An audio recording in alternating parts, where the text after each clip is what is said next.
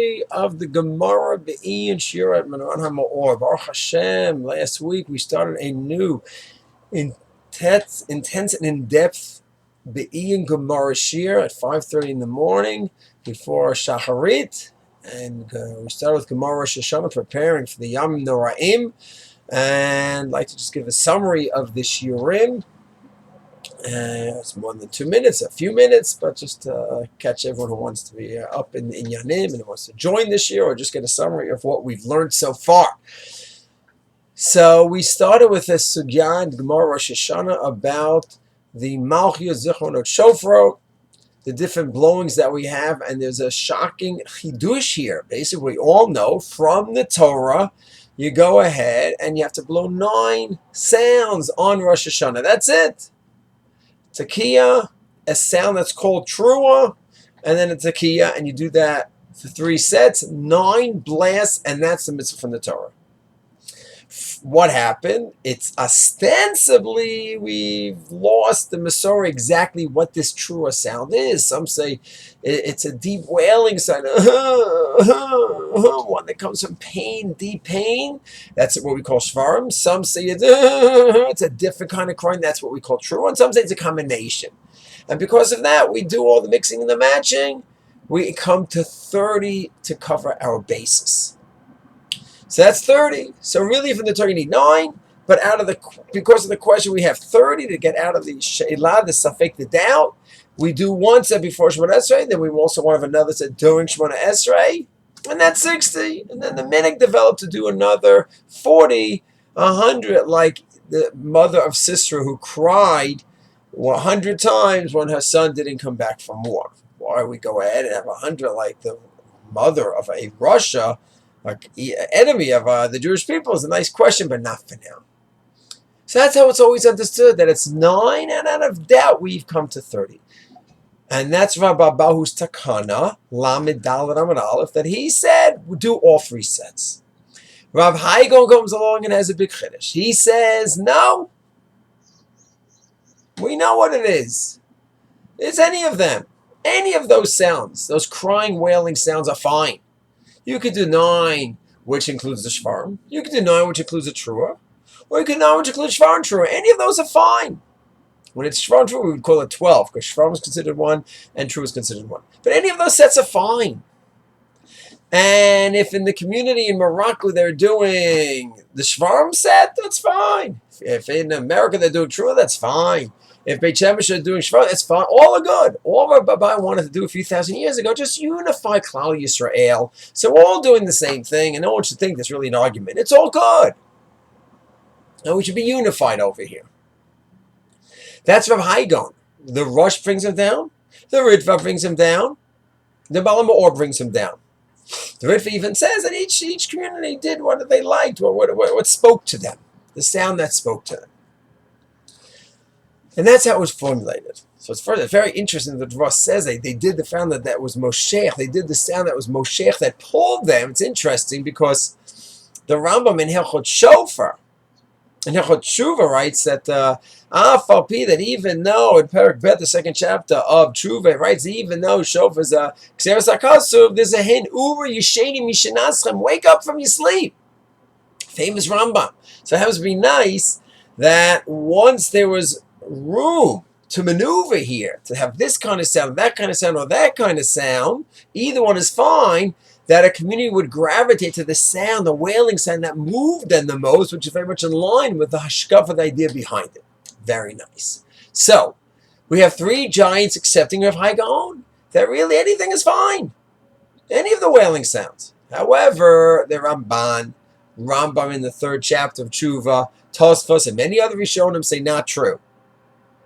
There is a specific wailing sound that is the shofar sound, and because of the Gal, the exile, we lost it. And there really is a safek here. So the Rosh, when he brings Rav Haigon, the Korban Tunnel says, they said to Rav Haigon, V'chi ad Rav Abahu, until Rav Abahu came along, we weren't Yotzei. Communities weren't Yotzei. Therefore, you must say, according to Rav Haigon, everyone was Yotzei beforehand. It would seem that Rambam and others would say, yeah, we weren't Yotzei. We were, but we weren't. What does it mean we were but we weren't? Meaning, very often we have an argument of how to fulfill a mitzvah from the Torah, or what the nature of an Isser is, and you have a Masorah develop. And you have different approaches based on the Gedolim and the Poskim. And they are Yotzei, meaning they're fulfilling the halachic obligation to do it to the best of their abilities according to the Psak. But it could be Klape Shmaya, ultimately they didn't have the right to Kiyas. For some reason, the Korban Hashana said, no, it can't be. The Rambam would say, what do you mean it can't be? That's how it developed. Each community developed their own, their own understanding of the Psak based on their poskim, and their Yotzei, meaning doing everything within their power. And yes, it could be that they're not hitting on the real coal that was told to them at Sinai. It's possible. So it's interesting. The Korban Nesanel in the Rosh, Perek Dalet, in Siman Yud in the Rosh, Yudah and Yud in the commentary in the Korban Nesanel, for some reason is bothered. It can't be that way. Interesting point there. So now we have a machlokas rishonim whether it's a sound, a specific sound, a specific wailing sound. That's Rambam and the classic understanding. And therefore, we have to try our best to figure out which one it is and do all of them to cover, because we're in Suffolk, because it's only one of them. Or no, it's any wailing sound. And there's a few kinds of wailing sounds, and any of them is fine. That's what we showed him. How do we paskin? What's the halacha here? So in the Shulchan Aruch Taf Kuf Tzadi, in the Orach Chaim, the 6th volume, he quotes the Rambam. He's quoting word for word that it's a suffix, and that's it. So really, it doesn't matter who we paskin like. It sounds like the same thing. Either way, we're going to do all 3 sets. Whether it's question of high, we're doing it just because of Achdus, unity, or whether it's a Rambam, we're doing it because we're really in suffix, and that it's the same thing. However, if you go a few simanim ahead, Taf Kuf Tzadi Gimel, there we have a case where it says, what if you have a old shtetl, middle of nowhere, people are our age, they don't know how to blow anymore. One guy says, I think I know how to do a tekiah. That's all I know. So we say, no, you can't do it. It doesn't have any validity. It's not a tekiah by itself doesn't have any validity. It's not a shofar blowing. Another one says, wait, I remember tekiah, true with tekiah. That I could do. That sound I remember. I don't remember anything else, but I could do that. So we tell him to do it. According to Rav Haigon, he certainly yotzei the mitzvah. And according to Rambam, it's 1/3 of a chance. Do the best you can. So that makes sense. So Shulchan Aruch paskins to do that. Doesn't prove who we paskins, like Rav Haigon or Rambam. However, the Bir Halach over there says, Pasha, you don't make a bracha. Obviously, you don't make a bracha. What do you mean it's obvious you don't make a bracha? According to Rav Haigon, you would make a bracha. You're doing the mitzvah. So apparently the Bir Halacha paskins like whom? Like the Rambam, that it's a suffix, and therefore suffix brachos. The Halicha Shlomo says, you should just know that this Bir Halacha says, oh, it's so pasha, we don't make the bracha. It's not so pasha. Well, why does he just dismiss Rav Haigon's shita that's like so obvious? And what's really interesting is in a few places in Hilchos Shofar, the Mishmur actually quotes Rav Haigon's shita. He even says that if in Taf Kuf Pei Vav, a person has a neder that he's not going to get hana from a shofar, and no one else could blow it, he has to blow it himself, he should just blow the minimal of 1 set tashra, 1 set tashat, and 1 tarat. Tekiah shvam true tekiah, tekiah shvam tekiah, tekiah true tekiah. That's it. 10 blasts. Now that's not worth anything for the Rambam. Why do that? It's just a suffix. To Rav Hai, that's Rav Haigon. So Mishmur seems to have Rav Haigon as a shita. So there's a little bit of a funny question there. Why the Bir Halacha in Taf Kuf Tzadi Gimel is so sure that you don't make a bracha, because he's so convinced, like the Rambam, it seems. But in other places, he seems to talk about Rav Haigon. So that's a nice question to look into. Rav Shlomo Zalman in Halichos Shlomo, the 2nd parak, does talk about what happens if a person goes ahead.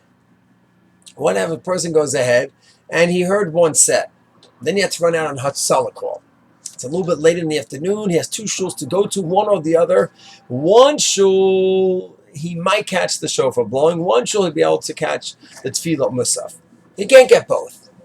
he says, according to Rav Haigon, you already had your shofar blowing from the Torah. You're good to go. So get musaf in. But then he says, according to the Rambam, that's an interesting case. Because you're not sure if you're going to catch the shofar blowing or not. You're not sure.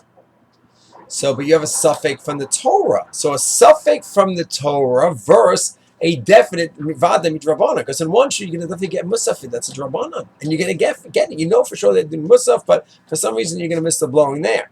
But in the other shoe, you have a suffix when you're going to catch. So what about a suffix from the Torah versus a vada definite from the Rabbanan? So Shlomo Zalman says in such a case, you probably should go after the suffix from the Torah. But the only reason there's a suffix from the Torah, of course, is because if you hold like the Rambam. So Rosh Zon has that nice chiddush. So in terms of how do we paskin on this whole machlokes, so apparently it's a little bit complex. The simple pshat in Shulchan Aruch is we go like the Rambam, and the Be'er Halacha and Taf Kosai Gimel makes that clear, but some other indications say it's not so clear. Fine. Now there's another point to analyze with Be'er Halacha. The Be'er Halacha says that if we do go like the Rambam, then it's a suffix when you do one of the three sets. You don't know for sure if you're getting it right, but suffix d'oraita l'chumra would demand that you get that you do whatever you can. So if all you know is tekiya, shvarim tekiya, you do that 3 times, you get you 9, and maybe you're getting it. And a suffix d'oraita l'chumra means it demands you must do that. So that's a Be'er Halacha. But suffix brachos lahakel means that when you're in doubt, you don't make a bracha. That's the Be'er Halacha. Is that so simple to say that when you do a mitzvah from the Torah out of doubt, then you do the mitzvah, you don't make the bracha? Because they're 2 separate discussions. There's one rule of suffix from the Torah, and there's another rule of suffix from the rabbis, and 2 separate discussions. So the Be'er Halacha and Taf Tzadik Gimel makes it clear that, 2 separate worlds. If you turn a few pages early to the first volume, Samach Zayin, Hechos Shma, talks about a person. Mishmur brings down an argument. I don't know on the first day of Sukkot, did I do lulav or not? I shook a lulav. I thought it was fine. And then my kid uses it. And then I see the whole top is cut off. Wait, did it just cut off now? Maybe it was cut off 20 minutes ago when I did it. Niktam Rosh, I don't know if it's what I did a mitzvah. Suffolk, do I have to do the mitzvah again? Out of Suffolk, do I make the bracha? There the Mishnah brings down an argument among the Rishonim, whether I should make a new bracha or not. Oh, wow. Because some say, once I say Safek D'Oraita L'Chomra, that in a doubt I have to do the mitzvah again. So now I have to do the mitzvah again. I have a chiyuv to do this mitzvah. So therefore what? I should make a bracha, because I have a chiyuv to do this mitzvah of lulav again. Just like I have the chiyuv to blow shofar, even if it's only one set. What would be the side to say I don't make a bracha? Like the Be'er Halacha in Tafuf Tzadi Gimel, and the sheet of the Gra in Samar Zayin, the Mishnah Berurah, we paskin by. The svar would be, yes, I have a chiyuv to shake the lulav right now. Yes, I have a chiyuv to blow the one set of the shofar. But the bracha doesn't go with the fact that I have a chiyuv right now. The bracha goes with the fact that I have a kiyum ha-mitzvah. When I do one set out of the 3, I don't know if I'm getting the real kiyum ha-mitzvah. I don't know. So I can't make a bracha, safek brachos. Or if I go ahead, I don't know if I did lulav 20 minutes ago or it was a broken lulav. So I have a chiyuv to do it again if it's the first day of Sukkot. Safek min ha-Torah, the chum I have to be machmir, but I don't know if I'm getting the kiyum. Maybe I did the mitzvah already 20 minutes ago. So there's a bracha go, the fact that I have a chiyuv right now to do this action. I have a tzivoy right now to do lulav. Because of safek, I have a chiyuv to do it. Yeah, but I don't know if I'm getting the mitzvah. I might have done it 20 minutes ago. So does the bracha go on the fact that I have a chiyuv or the fact that I have a kiyum ha-mitzvah? So that's a nice argument. The Mishnah Berurah in the Be'er Halacha in Taf Tzadi Gimel, and Samar Zayin concludes, I make the bracha, I do the mitzvah without the bracha. Apparently the bracha goes on the kiyum, and I don't know if I have a kiyum or if I can't do it. Some want to say that if I had the chiyuv 20 minutes ago, and I don't know if I discharged it, then I would make the bracha, as opposed to if I'm a tumtum, androgynous, a person whose gender is not clear halachically where he fits into halacha, if the person's chayiv or not, then he wouldn't make the bracha. But a person who's chayiv 20 minutes ago and doesn't know if he's discharged it, he should make the bracha. The Megadim says why? Because he has a chazaka that he has obligation, and we don't have a chazaka that he removed it. So therefore, he would do the mitzvah and make the bracha. But others don't differentiate. Mishmur doesn't seem to differentiate. So he seems to hold that when you have a chiyuv, if you're doing it because of a suffix, so yes, the rules of the Torah are suffix The Yester rule is Suffolk Doraita L'Chomer, so you have to do the action, but not necessarily for bracha because you don't know if you have the kiyum. Rav Soloveitchik in the Masorah Journal, an article written up by Rav Shechter many years ago, writes about Shema and brachos that yes, when it comes to mitzvah, we may separate between the mitzvah. I have a chiv to do the mitzvah out of Suffolk, but I won't make a bracha. That's true, but by Shema it's different. The brachas of Shema he wants to say are created in a different manner than any other kind of bracha. Berachat HaMitzvah. When you have a bracha on tefillin, a bracha on lulav, a bracha on mezuzah, when you do mezuzah, it's all very nice. It's a beautiful bracha. And there's two separate worlds. You have the mitzvah to put the mezuzah and the bracha. You have mitzvah shek lulav and the bracha. When it comes to Shema, it's different. A person goes ahead and says Shema. The Rabbanan said that Shema b'shleimuta, the Rabbanan from the rabbis, is with the brachos. So that's the complete Shema. And you don't have a complete Shema when you don't have the brachos. And a lot comes out from this. What that means is according to the Rav, there are several nafkaminas that come out. One, if a person is not sure whether he said Shema or not, on the brachos, he has to do Shema, Sofik Doraita L'Chum, he has to do Shema again, and he does the brachos again. He does the brachos out of Sofik. Because this is not just two separate orbits. There's the Shema question, there's the brachos. No. Once you have a chiv Shema in its complete form is with the brachos. And they will bring the brachos along. Kesef Mishnah brings down the Rosh that says that they made the Takana Shema that if you have to do Shema even out of Suffolk, you do it with the brachos. So the Rav wants to say what that means is that the brachos are a part of the Shema and have a different relation to the mitzvah Shema than other mitzvos do. So, and the Shulchan brings down that if you're in Suffolk by Shema, you do say the brachos again. Another nafkamina comes out from this idea is, according to the Rav, the Rambam says that if you distort the nusach of the bracha of Shema, you have to read it over again. You change the nusach of a bracha. If it's a bracha of Shema, you have to repeat it. If you distort the bracha of another mitzvah, benching and other Shemona Esrei, it's wrong to distort it, but if you have the basic concepts, you don't have to go back. So the Rav wants to say, because these brachos are part of Shema in a different kind of way and has separate halachas related to it. There's another final nafkamina that comes out from this idea. Let's say I go ahead and I could daven at a minyan that's late. A Chabad minyan Shabbos morning at 9:30. They're not going to make Shema. So I'll make sure to get up early and I'll say Shema at 8 o'clock. And I'll relax at home. I'll go to my 9:30 minyan. The Rav says, no. Because you're saying Shema at 8 in the morning without the brachos. It's not just that, well, you did your mitzvah from the Torah and you don't have your brachos, you do those later. Your Shema is lacking. And the Rav says, if you're in a town where the only minyan there is a 9:30 minyan, and you have a choice to have daven at 8 in the morning by yourself, where you're going to have Shema, midoraita with the proper drabanan dressings of the brachos attached to it. Or you could daven at Tefillah B'tziba 9:30, do Shachris by yourself. Of course, you have to come for Kedusha and Musaf and all that, Kriyas Torah. No, but it's a very big Chiddush. Of course, that's not necessarily the psak for Lach Lamaisa. We're going to start that posting about that case, or just avoid it and come to an early minyan. But this has ramifications for people who daven early Shabbos. Someone that was early Shabbos, wait. When you do Brachos or Shema and Mariv, then you're going to repeat Shema later at night at 8:30 at night. You're doing Shema without the Brachos. Going to Rav. No. You're giving up your mitzvah. Your mitzvah d'oraisa Shema you have, but you don't have a b'shleimuta in the complete form. The Rav says that's not good, unacceptable. So some people would have to do a lot of thinking to go to early minyan on Shabbos, because you're giving this up. Besides other challenges with early minyanim on early Kabbalat Shabbat. So let's just summarize the sugya that we've seen. Number one, the machlokas in the Rishonim, whether the Rav Abahu is saying that really we had different ways to blow and each one was fine. That's Rav Haigon, or no? There really is an argument what the right way is. The Korban Asal says it can't be that Kleiser wasn't Yotze. All the Rambam say, well, it can't be. That's way everyone. We have a Masorah, and this is how it developed into a suffix, and that's it. We do the best we can. The Machlokes, what the Svara is it a sound or the wailing sound? How do we paskin? So the Shulchan Aruch Patzadi seems to paskin like the Rambam, And that fits in nice in Taf Sadi Gimel with the Be'er Halacha saying you certainly wouldn't make a bracha if you only do one of the sets. In terms of it being so simple that you won't make a bracha, Rav Mishabur himself in other places seems to tolerate Rav Haigon and accept it as a possible sheet. So it's interesting that he's so sure about it. And Rosh Zalman says there are interesting nafkaminas that come out when you can only do one. Now, let's say for sure you could get the musaf in one place and you can't get, and you're in suffix whether you can get your other shofar blowing. A suffix from the Torah verse at Vadai Draban is a fascinating discussion.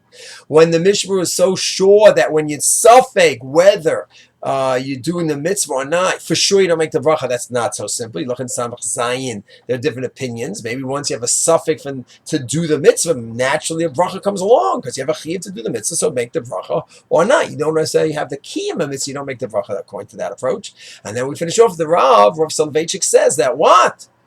That the brachas of Shema and Shema, that's a different connection than other brachot mitzvah and their mitzvah. And that has all the different nafkaminas. Three of them that we mentioned are one, it could be if you play around with the nusach of the brach of Shema, you have to go back, that's the Rambam, because it's not just a messing up on a brach, you're messing up on a brach, it's part of the Shema. Safek, if you go back for Shema or not, you don't remember say Shema, you go back and you would even say the brachos, because the brachos are part of the Shema. And finally, davening an early Shabbos or a late Shachar is not so simple according to the Rav. You're not just separating the Shema and the brachas. You're giving up the mitzvah b'shlemusha of Shema. So this is a summary of the first few shiurim we had on the sugya of Rosh Hashana and the shofar blast to fulfill the mitzvah from the Torah and Rabbanan. Shalom.